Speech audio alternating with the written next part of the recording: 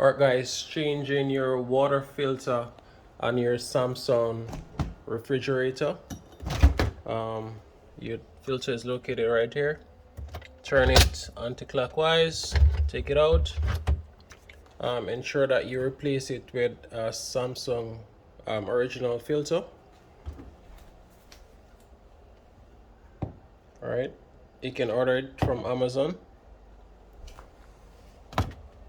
You take up the cap, you put it in. There may be a little bit of pressure, but you just push it in and turn it.